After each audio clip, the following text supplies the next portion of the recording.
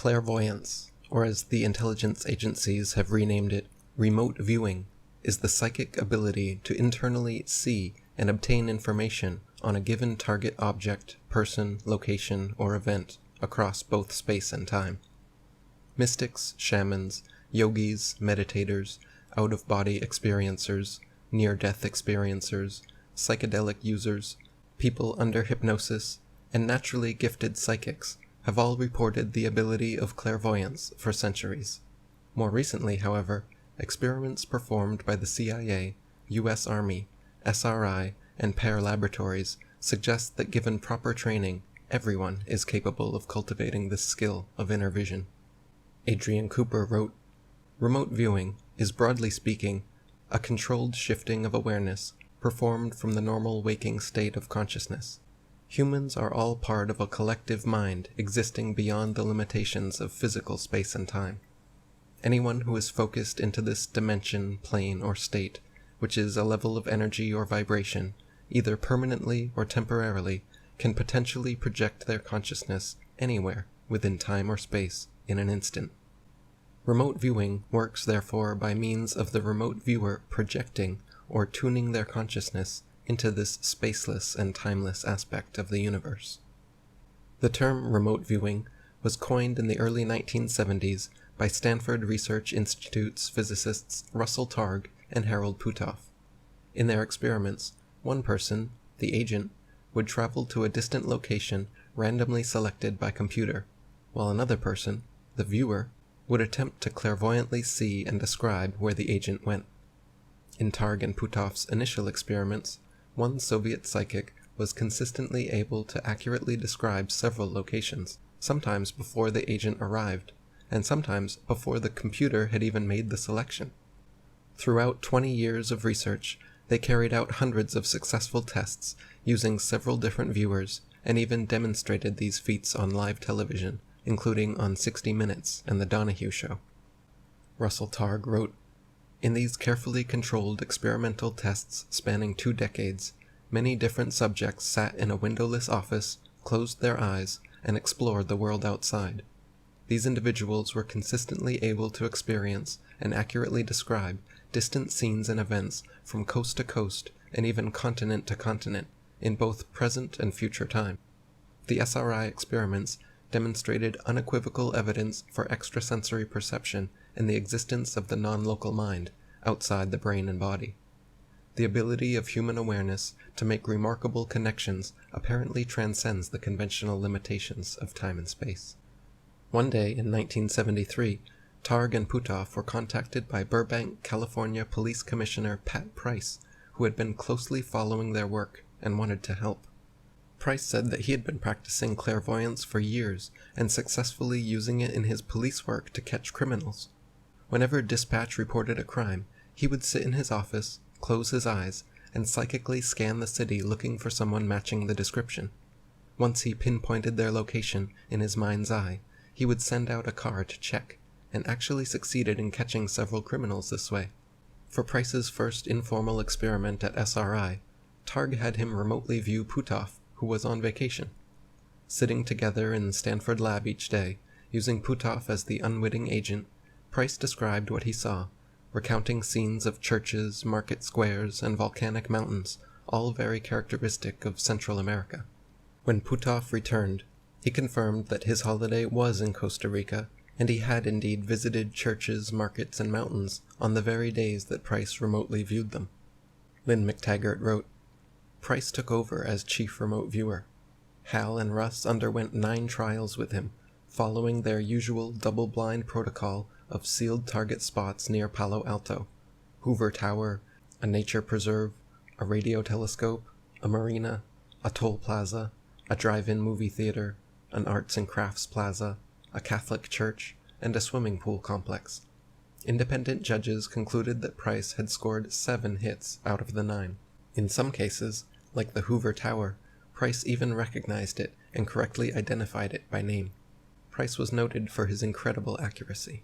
Through SRI, the CIA got wind of Price's skills and initiated the now declassified projects Grill Flame and Scanate in an attempt to clairvoyantly spy on sensitive targets.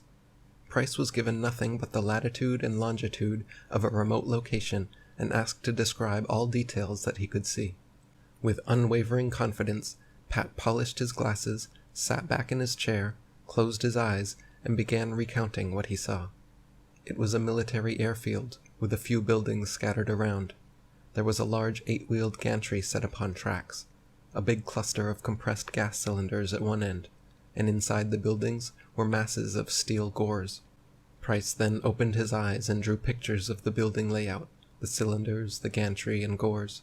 When the results came back from CIA spy satellites and ground intel, it turned out that the target site was indeed a Soviet military airfield and nuclear testing area in Semipalatinsk, Kazakhstan. The building layout, cylinders, 8-wheeled gantry, and even the steel gores inside were all confirmed to be just as Price described. Sadly, Pat Price died in 1975, but Targ and Puthoff continued their remote viewing projects, and in 1978 met someone they later described as the greatest natural psychic ever to walk into our laboratory. U.S. Army Special Projects Intelligence Officer Joe McMoneagle. A highly decorated and esteemed soldier, Joe McMoneagle had survived a near-death experience and had many out-of-body experiences, which piqued his interest in remote viewing. He said the experience of leaving and looking down on his own body started him on a psychic journey and forever changed his metaphysics. For his first experiment at SRI, Joe was told only that he would be viewing a technological target within 100 miles of the San Francisco Bay Area, which is full of possible technological locations, such as military bases, airports, factories, power plants, cell towers, linear accelerators, radar installations, and radio telescopes. The actual target was the Lawrence Livermore Laboratory, the famous hydrogen bomb research facility directed by Edward Teller. Without hesitation, Joe picked up his pencil and began drawing what he saw in his mind's eye. The multi-purpose laboratory complex, segmented one-story buildings nearby, the 6-story administration building, a T-shaped building, a cylindrical roofed building, and a large parking lot. When Joe's drawing was finished, it was independently deemed as 85% accurate. Dean Radin wrote, Joseph McMoneagle, remote viewer number 1 in the U.S. Army's formerly top-secret project codenamed Grillflame, Stargate, and other exotic names. McMoneagle has been repeatedly tested in numerous double-blind laboratory experiments and has been shown to have an ability to describe objects and events at a distance and in the future, sometimes in spectacular detail. In one experiment, all that McMoneagle knew was that a person he hadn't met before would be visiting a technological target at a certain time, somewhere that could be reached within an hour's drive around Silicon Valley in Northern California. The number and range of possible technological targets that one can get to in a short drive around Silicon Valley is gigantic. As it turned out, the target that the person arrived at was a particle beam accelerator, and that's what McMoneagle drew. In perhaps his most impressive viewing session on record, Joe was given absolutely no feedback whatsoever about where the agent would be traveling, and he was able to draw an astonishing resemblance, independently verified as 94% accurate. The target was a windmill farm in the foothills of Livermore Valley, and that's exactly what Joe drew. Multiple wind generators, rotating blades, with poles scattered amongst the hills, all connected in a grid. Lynn McTaggart wrote, Human beings, talented or otherwise, appear to have a latent ability to see anywhere across any distance. The most talented remote viewers clearly can enter some framework of consciousness, allowing them to observe scenes anywhere in the world. But the inescapable conclusion of their experiments is that anyone has the ability to do this if they are just primed for it, even those highly skeptical of the entire notion. Hal Puthoff gathered together 9 remote viewers in total, mostly beginners with no track record as psychics, who performed in total over 50 trials. Again, an impartial panel of judges compared targets with transcripts of subject descriptions. The descriptions may have contained some inaccuracies, but they were detailed and accurate enough to enable the judges to directly match description with target roughly half the time, a highly significant result. In her 1995 CIA-funded evaluation of all remote viewing experiments conducted since 1970, Dr. Jessica Utz concluded that, quote, using the standards applied to any other area of science, it is concluded that psychic functioning has been well established. The statistical results of the studies examined are far beyond what is expected by chance. Arguments that these results could be due to methodological flaws in the experiments are soundly refuted. Effects of similar magnitude to those found in government-sponsored research at SRI and SAIC have been replicated at a number of laboratories across the world. Such consistency cannot readily be explained by claims of flaws or fraud. In addition to SRI's studies, Princeton University's Engineering Anomalies Research Laboratory also conducted 25 years of remote viewing research with 653 trials involving 72 participants. Headed up by Dean of Engineering Robert John and psychologist Brenda Dunn, in a 2003 meta-analysis, they summarized their findings regarding the evidence for remote viewing. Their overall assessment showed with odds against chance of 33 million to 1, the results were definitely not due to luck or coincidence. John and Dunn concluded, quote, the overall results of these analyses leave little doubt, by any criterion, that the data contain considerably more information about the designated targets than can be attributed to chance guessing. Dean Radin wrote, in the 1980s, I worked on a top-secret psi research program for the U.S. government, now declassified. At the first research briefing I attended, I was shown examples of high-quality remote viewing obtained under exceptionally well-controlled circumstances. I asked in amazement, why is psi still considered controversial by the scientific mainstream? Why not just conduct an experiment of 20 or 30 trials with this type of remote viewing skill? That ought to convince anyone that psi is real. The answer, explained to me patiently by physicist Ed May, was simple. He said, you're making the rational man mistake. He meant that we usually assume science is a rational process, but it's not. The technical term for one form of this irrational phenomenon is the confirmation bias. This psychological quirk causes evidence supporting your beliefs to be perceived as plausible, and evidence challenging your beliefs to be perceived as implausible. Studies in social psychology have repeatedly demonstrated that journal reviewers invariably judge articles being submitted for publication according to their prior beliefs. Those who agree with the hypothesis tend to judge a paper reporting positive results as an excellent piece of work, and those who disagree judge the very same paper as a flawed failure. The former referees recommend publication, and the latter don't. The final decision is left up to the editor. So if the editor doesn't happen to agree with the paper's hypothesis, then there's a good chance it won't appear in the journal. And then the evidence doesn't exist as far as the rest of the scientific community is concerned. The ability of remote viewing raises some interesting questions and serious objections regarding the scientific materialist paradigm.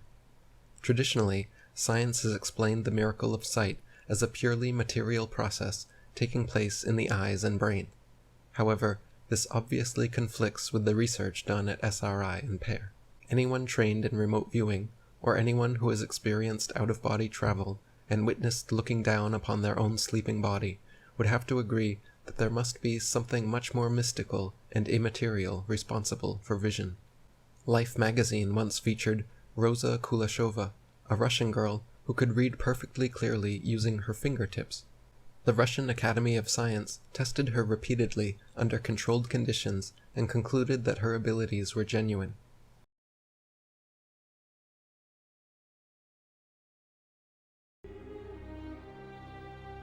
A lie is like a seed.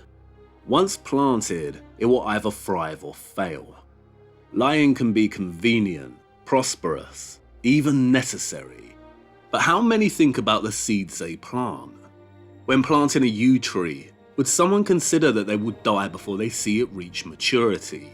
How after 1,000 years, the tangled roots and branches of that same tree may have spread to forever change the ecosystem around it. Lies are like seeds. Once planted, they can outlive and outpace a liar. What might seem inconsequential in the present can have grand consequences as time unfolds. A lie can change history forever. But it's the lies that resist exposure that are most troublesome. When you know someone is lying but you cannot irrefutably prove it. You feel it in your core, but it is your instinct against their word. What would that sort of lie do to the course of history and time?